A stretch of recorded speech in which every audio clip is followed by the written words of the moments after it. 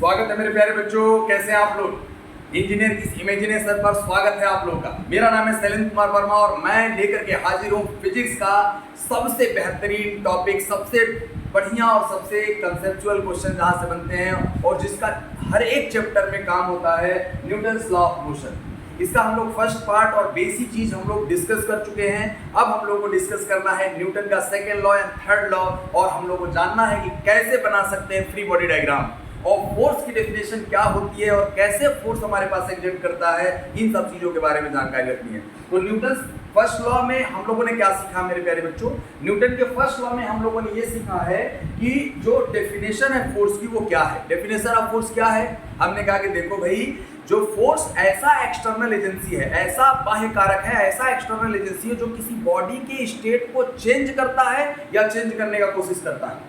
मेरे प्यारे बच्चों, अगर कोई फोर्स नहीं हो तो कोई बॉडी का रेस्ट में है तो रेस्ट में ही रहेगा, या अगर मोशन कर रहा है यूनिफॉर्म मोशन तो यूनिफॉर्म मोशन में ही करता रहेगा। अलोंग स्ट्रेट लाइन वो अपना ना तो डायरेक्शन चेंज करेगा और ना ही मैग्नीट्यूड चेंज करेगा। यानी force is an external agency which changes और try to change the state of a body. State का मतलब है रेस्ट और uniform motion along straight line. मेरे प्यारे बच्चों, डेफिनेशन ऑफ फोर्स तो हमने बता दिया, लेकिन सपोज दैट कि कोई अगर हमारे पास फोर्स है, कोई अगर हमारे पास कोई बॉडी है, उसमें हम रेस्ट में है, उसको हम मोशन में लाना चाहते हैं। तो मोशन में अगर लाएंगे तो चेंज इन वेलोसिटी होगा, क्योंकि इनिशियली जीरो है और कुछ ना कुछ आएगा तो एक्सीलरेशन होगा। उसका कैलकुलेशन हम लोग किस तरीके से करते हैं ये हम लोग को जानना है। उससे पहले हम लोग को एक जानना पड़ता है टर्म मोमेंटम। मोमेंटम क्या है भाई? हमने कहा सबसे पहले अगर देखा जाए मोमेंटम यानी अगर हमने कहते हैं केवल अगर कोई बॉडी है 5 मीटर पर सेकंड के स्पीड से चल रहा है, ये सफिशिएंट नहीं है। उसके साथ उसका मास का भी होना, तब हम लोग उसके मोशन को एग्जैक्ट बता सकते हैं।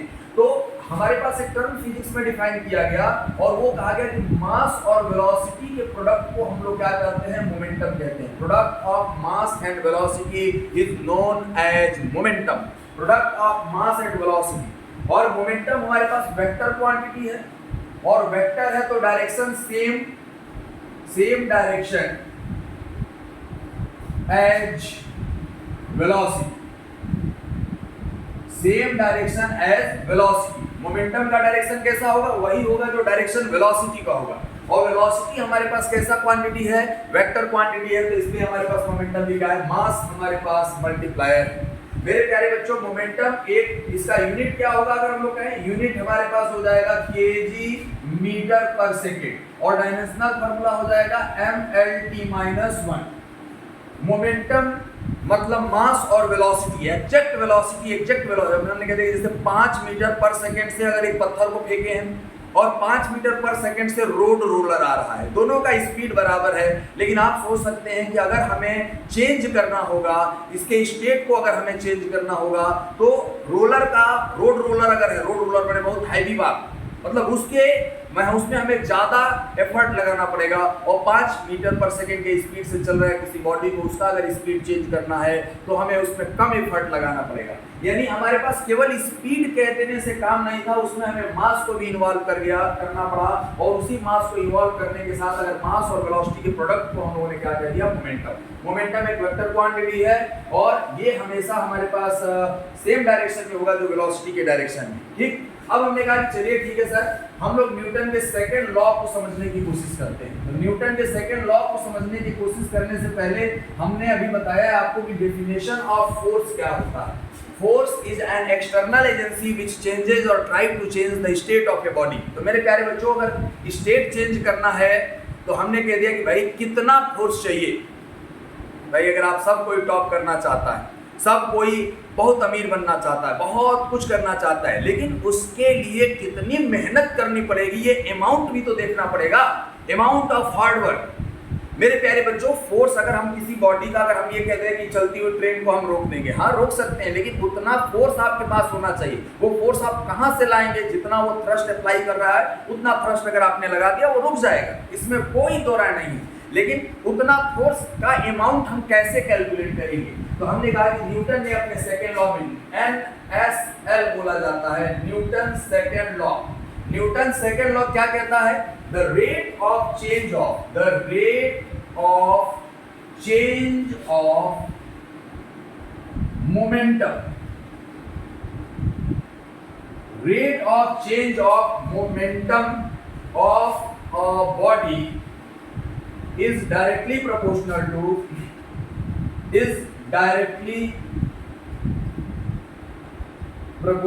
to the net force acting on the body.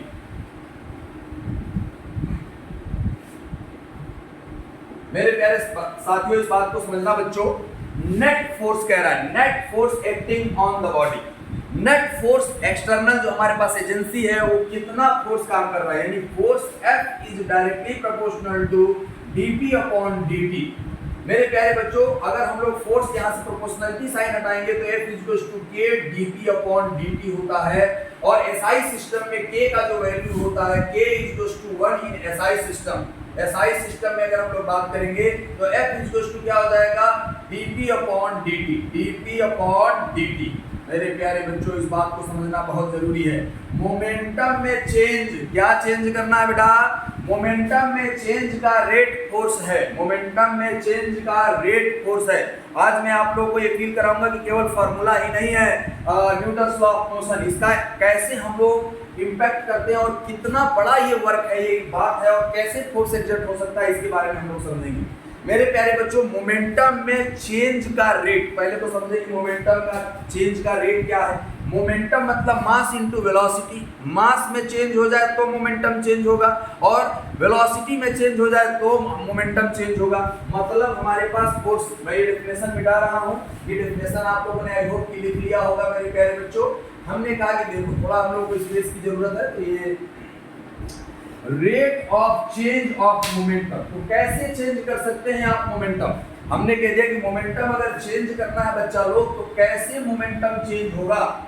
Momentum change होने के लिए हमने कह दिया कि momentum is equals to mass into velocity. अगर मास चेंज हो जाए मतलब मास बढ़ जाए या घट जाए, और वेलोसिटी का मैग्नीट्यूड बढ़ जाए या घट जाए, या डायरेक्शन हमारे पास चेंज हो जाए, इन सब में डायरेक्शन चेंज होगा वेलोसिटी का, तब भी हमारे पास मोमेंटम चेंज होगा। वेलोसिटी का मैग्नीट्यूड चेंज होगा तब भी मोमेंटम चेंज होगा, और मास चेंज होगा तब भी हमारे पास मोमेंटम चेंज होगा।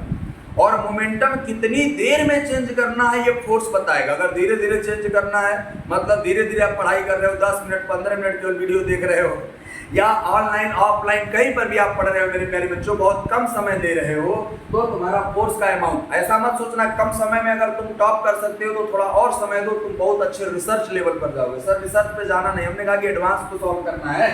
मेरे प्यारे बच्चों, P equals to mass into velocity, mass into velocity, velocity vector quantity है, और ये अपने आप में मैग्नीट्यूड और डायरेक्शन दोनों को रखा हुआ है। यानी फोर्स कब कब चाहिए, हम मास चेंज करना चाहते हैं तब भी फोर्स चाहिए, हम अगर वेलोसिटी का मैग्नीट्यूड चेंज करना चाहते हैं तब भी फोर्स चाहिए, और डायरेक्शन चेंज करना चाहते हैं तब भी फोर्स चाहिए। यानी हमारे पास मास चेंज हो जाए, वेलोसिटी का डायरेक्शन चेंज हो जाए, या मैग्नीट्यूड चेंज हो जाए, यानी dP upon dt, rate of change of momentum. तो हम लोग क्या इसके लिए दूसरा फार्मूला बना सकते हैं? हमने कहा कि बिल्कुल बनेगा। कैसे बनेगा भैया? हमने कहा कि सर मोमेंटम को डिफरेंशिएट कर दिया जाए। मोमेंटम को कैसे डिफरेंशिएट करेंगे? ये तो मास और वेलोसिटी, हमने कहा कि दोनों अगर वेरिएबल हुआ तो हमने कह दिया कि F इक्वल्स टू होता है dP अपॉन dt, और dP क्या है भैया? d mass into velocity divided by dt। अब हमने कहा कि F इक्वल्स टू हो गया dm dv upon dt plus v dm upon dt। मेरे प्यारे बच्चों, इस बात को समझिए, ये एक्चुअल फार्मूला है। और एक्चुअल फार्मूला क्या है? इसको हम लोग और तरीके से लिख सकते हैं, यानी हम लोग ऐसे लिख सकते हैं F equals to m into a, rate of change of velocity acceleration है, plus v dm upon dt। v dm ये एक्चुअल फार्मूला है फोर्स का। कोई अगर F इक्वल्स टू ma अगर कह दे रहा है तो उसने ये ऑलरेडी एजम्पशन ले रखा है कि मास हमारे पास क्या है? कांस्टेंट है। मास अगर कांस्टेंट होगा तब, यानी हमारे पास वेलोसिटी के दो पार्ट बन गए मेरे प्यारे बच्चों। फोर्स में हमारे पास दो पार्ट आ गए, एक वेलोसिटी के चेंज होने की वजह से और एक मास के चेंज होने की वजह से। ये एग्जैक्ट फॉर्मूला है और इसी चीज पर आप लोग ध्यान रखेंगे। अब बताइए, हमने कहा कि जो मोमेंटम है, मोमेंटम में चेंज हम लोग कैसे कैसे कर सकते थे, मास में चेंज करके, वेलोसिटी, मैग्नीट्यूड और डायरेक्शन चेंज करके। अब बताइए, इफ कंडीशन अगर हम लोग कहें, इफ मास कांस्टेंट, मास अगर कांस्टेंट है तो dm क्या हो जाएगा, dm मतलब final minus initial, m final minus m initial is equal to 0। तो हम लोग ये कहेंगे कि f इज इक्वल टू क्या हो गया, f इज इक्वल टू आ जाएगा मेरे पास m into a v dv upon dt। सबसे ज्यादा यूज तो यही होगा, लेकिन दूसरा कंडीशन हमारे पास क्या है बच्चा लोग, दूसरा कंडीशन ये है कि अगर हमारे पास मास बदल रहा हो और वेलोसिटी कांस्टेंट हो, अगर हमारे पास क्या हो, इफ यहाँ पर हम लोग ये कह रहे हैं कि वेलोसिटी हमारे पास चेंज हो रहा है, वेलोसिटी अगर हमने कहा कि if velocity constant, constant and mass changes, and mass changes, velocity constant है और मास चेंज हो रहा है, मास चेंज हो रहा है, तो हमारे पास f इक्वल टू क्या हो जाएगा, हमारे पास m, ये एक्सीलरेशन 0 हो जाएगा, एक्सीलरेशन 0 हो जाएगा तो v dm अपॉन dt, ये फोर्स का फार्मूला है। अगर हमने कहा कि इफ वेलोसिटी एंड मास दोनों चेंज हो रहे हैं, बोथ चेंजेज, बोथ चेंजेज अगर चेंज हो रहे हैं तो फॉर्मूला ये होगा F equals to ma plus v dm upon dt। और तीसरा कंडीशन क्या, चौथा कंडीशन क्या है, इफ हमारे पास velocity and mass both constant, both constant अगर हो जाएगा तो F 0 आ जाएगा। F क्या हो जाएगा, 0, क्योंकि मोमेंटम में चेंज नहीं तो हमारे पास प्यारे बच्चों फोर्स नहीं होगा, यानी फोर्स हमारे पास 0 लगेगा। अरे तो एकदम बेसिक डेफिनेशन है सर, और बेसिक डेफिनेशन को इतना अच्छे तरीके से एक साथ सभी फॉर्मूला लिख दिया। F इक्वल्स टू m हम हमेशा नहीं लिखेंगे, कब लिखेंगे, जब मास कांस्टेंट हो। ज्यादातर केसेस में मास कांस्टेंट होता है, लेकिन ऐसा जरूरी नहीं है कि हमेशा कांस्टेंट हो हमारे पास। लेकिन अब देखो कुछ लोग ये लिख देते हैं कि F equals to v dm upon dt, ये तब है जब वेलोसिटी कांस्टेंट और मास चेंज हो रहा हो, लेकिन वेलोसिटी और मास दोनों चेंज रहा हो तो F equals to ma plus v dm upon dt होगा, यानी और दोनों चेंज नहीं हो रहे हैं तो नेट फोर्स क्या हो जाएगा, 0। हम लोग नेट फोर्स की बात कर रहे हैं बच्चा लोग, नेट फोर्स 0 होगा नहीं होगा, कैसे होगा, इस चीज के बारे में हम लोगों ने बात किया। अब हमको बताइए मेरे प्यारे बच्चों कि हम लोग फोर्स के डेफिनेशन को समझ गए, फोर्स के अमाउंट को हम लोग समझ गए। हम लोग ज्यादातर केसेस में हम लोग यही यूज करेंगे, F equals to m into a, जहां पर मास कांस्टेंट होगा। ज्यादातर केस क्या होता है सर, जहां मास कांस्टेंट होगा वहां पर हम ये यूज करेंगे, ज्यादातर और कम क्या होता है हमें उससे कोई लेना देना नहीं। v dm अपॉन dt भी यूज होगा या ये यूज होगा। हम लोग जब बॉडी अगर हमारे पास कंस्ट्रेंट है यानी एक लिमिटेड एरिया में है तो हमारे पास मास कांस्टेंट भी होगा, इस चीज को हम लोग मान लेंगे। ठीक, अब हम लोग कहें कि फोर्स क्या है और फोर्स क्या कर सकता है, फोर्स की डेफिनेशन को समझना है, फोर्स का यूनिट समझना है। और फोर्स हमने कहा कि देखो भाई, किसी भी बॉडी को का स्टेट चेंज करना है तो फोर्स की जरूरत होगी। कितना अमाउंट चाहिए, तो F equals to ma plus v dm upon dt। Mass constant है तो F equals to m into a चाहिए। ठीक है, अगर हमने किसी बॉडी को फोर्स दिया और अगर फोर्स दिया बच्चा तो या तो वो हमारे पास एक्सीलरेशन करेगा या तो रिएक्शन डेवलप होगा। क्या कहना चाहते हैं सर, हमने कहा कि देखो बच्चों, अगर किसी भी बॉडी को अगर हमने फोर्स दिया तो या तो वो हमारे पास क्या होगा, हमने कह दिया कि मान लो किसी भी बॉडी को अगर फोर्स दिया तो उसमें एक्सीलरेशन डेवलप होगा, और नहीं होगा तो क्या होगा, रिएक्शन डेवलप होगा। रिएक्शन मतलब न्यूटन का थर्ड लॉ, यानी अगर फोर्स नहीं दिए हैं तो वो रेस्ट में होगा, या इक्विलिब्रियम में होने का मतलब है कि यूनिफॉर्म मोशन में होगा। यानी जो सेकंड लॉ न्यूटन का सेकंड लॉ है, ये फंडामेंटल NSL मतलब Newton second law, it is the fundamental law of, मतलब it is the fundamental law among between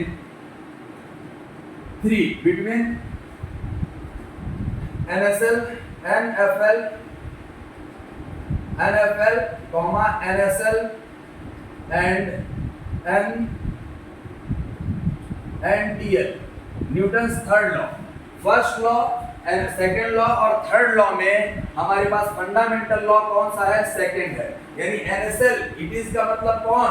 NSL, NSL मतलब Newton second law is the fundamental law of force, Newton's law of motion, because it can explain, it can deduce Newton first law and Newton third law. अगर force लग रहा है तो अगर या तो acceleration होगा या तो रिएक्शन होगा, थर्ड लॉ हो गया। और अगर नहीं लग रहा है तो रेस्ट में होगा, मतलब जो जैसा था वहीं पर रहेगा, मतलब रेस्ट में है तो रेस्ट में रहेगा, यूनिफॉर्म मोशन कर रहा है तो यूनिफॉर्म मोशन करेगा। सिंपल सी बात है। अब हमने कहा कि फोर्स का यूनिट क्या होता है। अगर हम लोग कहेंगे फोर्स हमारे पास जो यूनिट होगा हम लोग कहते हैं KG metre per second square. Dimensional formula हो जाएगा ml, इसको m इंटू ए लिख लो, और m इंटू ए लिखने के बाद हम लोग कह सकते हैं फोर्स F इक्वल टू होता है m इंटू ए, और इसका यूनिट हो जाएगा KG metre per second square mlt-2। अब ये कहे कि एक ऐसा क्वांटिटी है तो ये वेक्टर क्वांटिटी है। ये कैसा क्वांटिटी है? Vector quantity. Sir F equal to ma क्यों लिखा है? तो ये अंडरस्टूड है कि मास कांस्टेंट है। कहीं पर भी F इक्वल टू ma लिखा है तो हमें मान करके चलना है बच्चा लोग कि इसका मास क्या है? कांस्टेंट है। ठीक। अब हमने कहा कि क्या सर इसका यूनिट हम लोग कहते हैं 1 kg metre per second square equal to 1 newton. ये भी हमारे पास होता है। 1 न्यूटन फोर्स क्या है? 1 Newton force is the amount of force which causes 1 meter per second square acceleration in 1 kg mass। Sir थोड़ा फास्ट नहीं हो गया? हाँ फास्ट हो गया, धीरे धीरे करते हैं। 1 Newton force is the force which produces 1 meter per second square। गड़बड़ा जा रहा क्या? 1 Newton is the force which produces 1 Newton force 1 kg मास में 1 मीटर पर सेकेंड स्क्वायर का एक्सीलरेशन प्रोड्यूस करता है।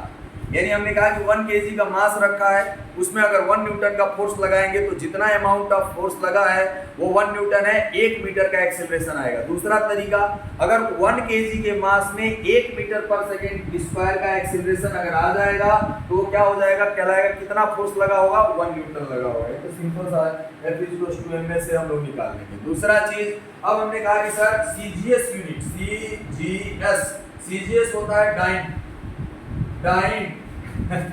CGS कौन सी यूनिट है? डाइन। और हमने कहा कि 1 डाइन इक्वल टू कितना है? 1 dyne equal to 1 gram centimetre per second square. और हम लोग कह सकते हैं 1 newton equal to 10 to the power 5 dyne होता है। ये सब बेसिक चीजें हैं जो सब लोग ज्यादातर जानते हैं। एक और यूनिट होता है KGF। क्या होता है? KGF। KGF ओबी का नाम नहीं है, किलोग्राम फोर्स, और इसको कहते हैं केजी वेट। केजी वेट मतलब 1 kgf इक्वल टू 9.8 न्यूटन। ये 1 kg फोर्स क्या है? 1 kg force is the amount of force which produces 9.8 meter per second square acceleration in the mass of 1 kg। 1 kgf वो amount of force है जो 1 kg के मास में 9.8 metre per second square का acceleration produce कर सकता है। 1 kgf हम लोग इसको कहते हैं। ठीक है।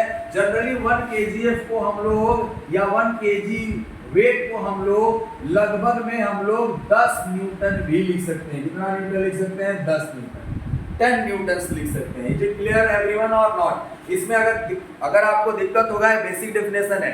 फोर्स क्या है? The rate of change of momentum. Rate of change of momentum is known as force. Force equal to F equal to ma तभी होगा जब हमारे पास मास क्या होगा? कांस्टेंट होगा। मेरे प्यारे बच्चों, न्यूटन सेकेंड लॉ से हमें अमाउंट, इसको हम लोग कहते हैं क्वांटिटेटिव लॉ ऑफ फोर्स। इसको हम लोग कहते हैं क्वांटिटेटिव, इसको लिख सकते हैं क्वांटिटेटिव लॉ या quantitative definition of force. Newton second law को हम लोग क्या कहते हैं? Quantitative definition of force. Quantitative का मतलब अमाउंट बताता है, अमाउंट कितना होगा, F इक्वल्स टू ma। और क्वालिटेटिव लॉ किसको कहते हैं बेटा, न्यूटन के फर्स्ट लॉ को। तो ये भी ध्यान रखना है, क्वांटिटेटिव लॉ क्या है और क्वालिटेटिव लॉ क्या है। क्वालिटेटिव लॉ फर्स्ट लॉ है और क्वांटिटेटिव लॉ सेकंड लॉ है। ठीक, चलिए अब आइए हम लोग आगे देखें कि न्यूटन का सेकंड लॉ अगर हम लोगों ने बता दिया, न्यूटन का फर्स्ट लॉ भी बता दिया, तो न्यूटन का थर्ड लॉ क्या है। हमने कहा कि न्यूटन का थर्ड लॉ सबसे आसान होता है, लेकिन सबसे ज्यादा समझने वाला हमारे पास जो कॉन्सेप्ट है वो न्यूटन के थर्ड लॉ से ही हमारे पास होकर गुजरता है। क्या है न्यूटन का third law? Newton's third law, Newton's third law, every action there is equal and opposite reaction. Every action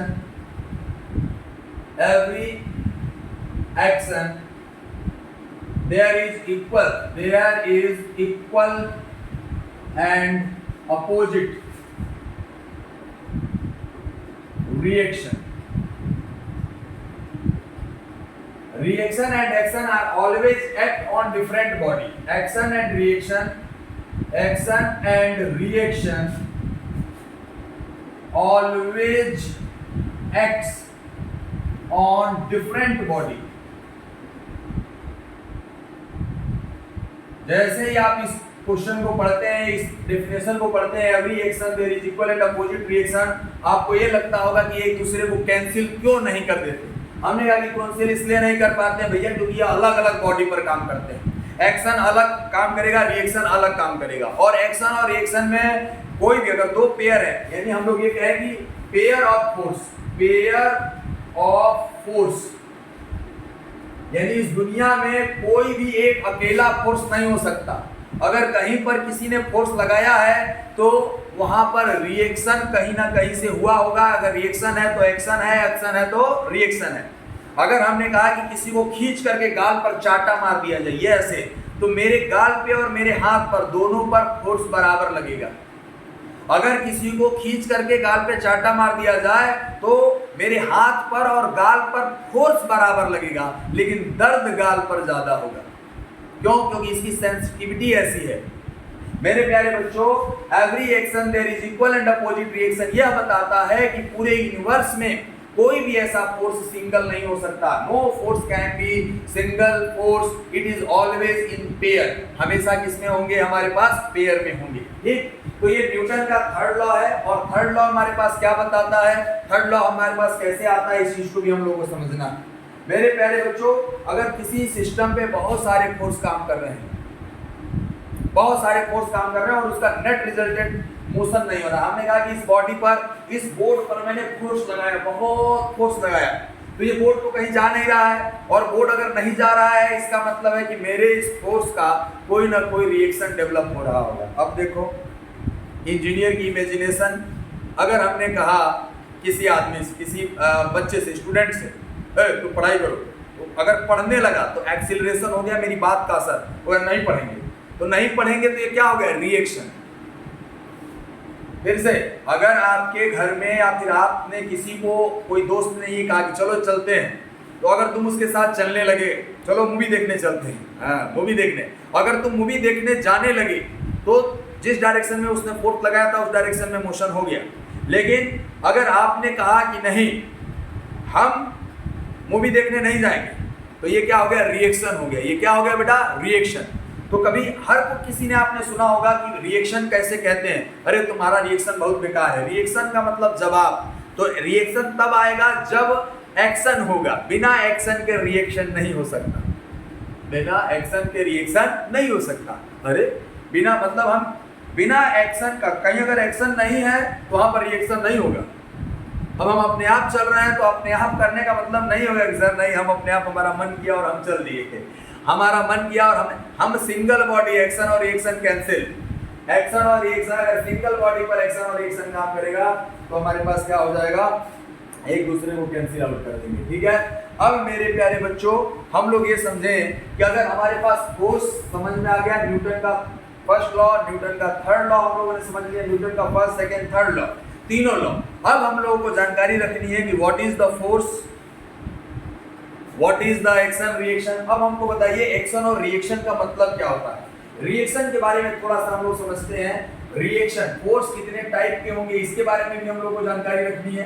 अब हमने कहा कि व्हाट इज द रिएक्शन। देखो रिएक्शन इक्वल होगा, अपोजिट होगा और हमारे पास अलग बॉडी पर काम करेगा। रिएक्शन की बात किया जाए, reaction equal to action in magnitude, equal to action in magnitude, opposite in direction, opposite in direction as action, opposite in direction as action. और हम लोग ये कहें कि acts on different body, different body. सबसे इंपॉर्टेंट और इस बात को समझना है, reaction is always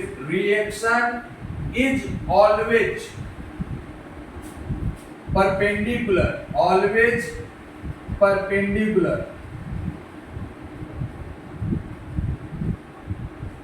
to the action, to the contact surface। ये सबसे इंपॉर्टेंट है। Reaction is always perpendicular to the contact surface. जो कॉन्टेक्ट सरफेस होगा उसके परपेंडिकुलर होगा। मान लो सपोज दैट कि हमारे पास यहाँ पर एक किताब रखी है और ये मेज है। ये एग्जांपल हर जगह आप लोगों ने देखा होगा। इसका अगर हम लोगों को एक्शन देखना होगा तो ये mg हो गया और यहाँ से ये रिएक्शन हो जाएगा r, और रिएक्शन इस कॉन्टेक्ट सरफेस के क्या होगा, परपेंडिकुलर होगा। यानी reaction always perpendicular to the contact surface. इसका बहुत बड़ा यूज हम लोग करते हैं फ्री बॉडी डायग्राम में। और फ्री बॉडी डायग्राम बनाया इसलिए जाता है क्योंकि हम रिएक्शन निकाल पाए कि कौन हमको कितना फोर्स दे रहा है। अरे फ्री बॉडी डायग्राम का मतलब कभी कहते हैं ना कि हम अकेले होकर के देख लेते हैं। बहुत लोगों को देख लिए जब हम परेशानी में थे तो किसने हमारा सपोर्ट किया और किसने हमारा अपोज किया। तो वही हमारे पास है कि कौन सा रिएक्शन कितना फोर्स लगा रहा है, कौन सा कॉन्टैक्ट, ये हमारे पास। और जहां भी कॉन्टैक्ट सरफेस होगा वहां पर रिएक्शन आएगा। जहां पर कॉन्टैक्ट सरफेस होगा वहां पर रिएक्शन आएगा। अब मेरे प्यारे बच्चों रिएक्शन और एक्शन को थोड़ा समझा जाए और इसको हम लोग जाने। रिएक्शन इक्वल एंड अपोजिट होता है, इसको कैसे जानेंगे, इसका प्रैक्टिकल एग्जांपल क्या है, इस चीज को थोड़ा समझे हम लोग। हमने कहा कि देखो भाई ये है हमारे पास रस्सी और इस रस्सी से एक मास हैंग कर रहा है।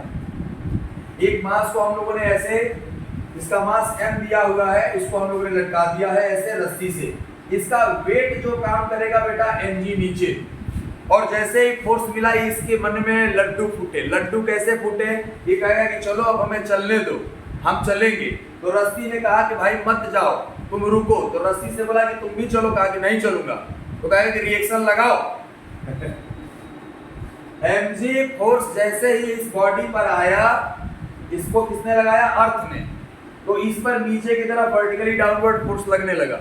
अब इस फोर्स की वजह से ये मोशन करना चाहता है, लेकिन ये रस्सी इसको बांधे हुए कह रहा है कि मत जाओ। तो ये कह रहा है कि मत जाओ, तुम मुझे रोकोगे तो रिएक्शन लगाना पड़ेगा। और रिएक्शन इक्वल एंड अपोजिट। मान लो अगर हमको कोई बाहर निकालने की कोशिश कर रहा है ऐसे, तो हम नहीं जाना चाहते तो हम उस पर अपनी तरफ फोर्स लगाएंगे। तो हमने कहा कि देखो इसका एक्शन इस रस्सी पर, इस बॉडी ने रस्सी पर नीचे फोर्स लगाया और बॉडी ने रस्सी ने बॉडी पर, देखो इस बॉडी ने इस ब्लॉक ने इस रस्सी पर किधर फोर्स लगाया, नीचे। और इस रस्सी ने इसके ऊपर जो फोर्स लगाया है वो ऊपर की तरफ लगाया है। ये mg है, mg नीचे लग रहा था, इस रस्सी ने इस पर रिएक्शन जो लगाया वो ऊपर, इक्वल एंड अपोजिट। तभी ये रुका हुआ है, नहीं तो रुका नहीं रहेगा, मोशन में आ जाएगा। और इस रस्सी पर जो फोर्स लगाया है इस ब्लॉक ने, वो डाउनवर्ड लगाया है। फिर से इस ब्लॉक ने इस रस्सी पर नीचे फोर्स लगाया और इस रस्सी ने इस ब्लॉक पर ऊपर फोर्स लगाया।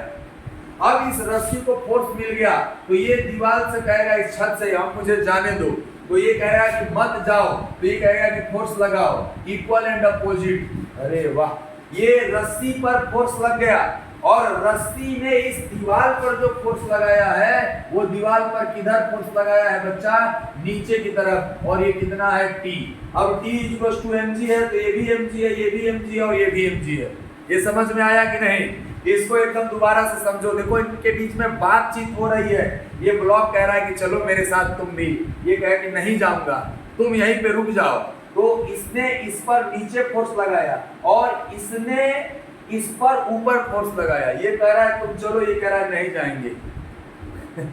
तो ये चलने के लिए इस पर नीचे फोर्स लगाएगा और ये नहीं जाएगा क्योंकि ये इस पर ऊपर फोर्स लगाया है।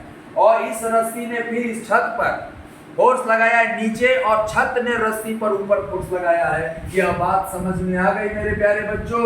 इसको बार बार देख करके और इस चीज को रिवाइज करिए। मिलते हैं हम लोग अगले वीडियो में फोर्स के इक्विलिब्रियम, फोर्स, रिएक्शन और फ्री बॉडी डायग्राम के साथ। तब तक के लिए थैंक यू मेरे प्यारे बच्चों। मिलते हैं हम लोग नए एनर्जी और जोश के साथ अगले वीडियो में।